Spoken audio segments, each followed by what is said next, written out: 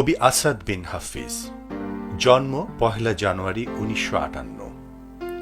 ঢাকা বিশ্ববিদ্যালয় থেকে বাংলায় বিএ অনার্স ও এমএ করেছেন। ৮০-র দশকের শক্তিমান কবি আসাদ বিন হাফিজ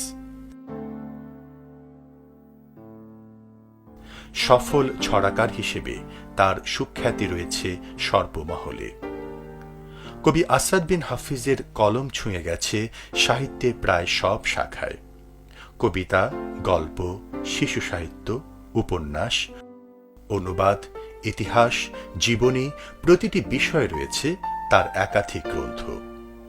বাংলাদেশ বেতার ও টেলিভিশনের সফল গীতিকার হিসেবে লিখেছেন জনপ্রিয় অনেক গান, প্রকাশিত হয়েছে গানের বই। কবি আসাদ বিন হাফিজের কিছু গবেষণাধর্মী কাজ তাকে অন্য উচ্চতায় তুলে এনেছে। আল কোরআনের বিষয় অভিধান কবির এক অনন্য গবেষণা কাজ।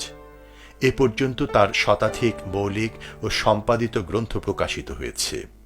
আমি ছোটবেলা থেকে দেখছি আব্বু কবিতা লেখে, আব্বু রাত জেগে জেগে কবিতা লেখে। বাসার সবাই ঘুমিয়ে পড়ে, কিন্তু আমি সজাগ থেকে আব্বু কবিতা লেখা দেখি। যখন আব্বু কবিতা লেখা শেষ করে তখন আমাকে পড়ে শোনান, তখন আমার খুব ভালো লাগে। আব্বুর কবিতা যখন কেউ আবৃত্তি করে তখন আমার ভালো লাগে।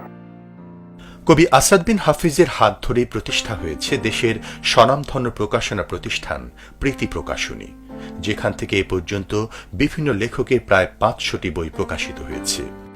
লেখালেখির পাশাপাশি সাংস্কৃতিক সংগঠক হিসেবেও কবি আসাদ বিন হাফিজ রেখে যাচ্ছেন গুরুত্বপূর্ণ ভূমিকা। সাংস্কৃতিক ঐক্য ফ্রন্টের আহ্বায়ক হিসেবে সুস্থ সাংস্কৃতিক আন্দোলনে নেতৃত্ব দিচ্ছেন এই কবি। আপনি একটু চিন্তা করুন, প্রত্যেক দিন আপনিও অন্তত একটা ভালো কাজ করার চেষ্টা করুন। আমরা সবাই মিলে যদি চেষ্টা করি, অন্ধকার আমাদেরকে গ্রাস করতে পারবে না। তাছাড়া বাংলা একাডেমি, বাংলা সাহিত্য পরিষদ, সাহিত্য সংস্কৃতি কেন্দ্র, ঐতিহ্য সংসদ, নবধারা প্রভৃতি প্রতিষ্ঠানের সদস্য ও গুরুত্বপূর্ণ দায়িত্ব পালন করে যাচ্ছেন কবি আসাদ বিন হাফিজ। কলম সেনা প্রবর্তিত সাহিত্য পুরস্কার ৯৪, কোয়ান্টাম ফাউন্ডেশন প্রবর্তিত এম.ইউ. আহমেদ পদক ৯৬, বাংলাদেশ সাহিত্য সংস্কৃতি সংসদ প্রবর্তিত সাহিত্য পুরস্কার ৯৭, কিশোর কণ্ঠ পুরস্কার ও পদক পান স্বনামধন্য এই কবি। বর্তমানে মানারাত ঢাকা ইন্টারন্যাশনাল কলেজে অধ্যাপনা করছেন কবি আসাদ বিন হাফিজ।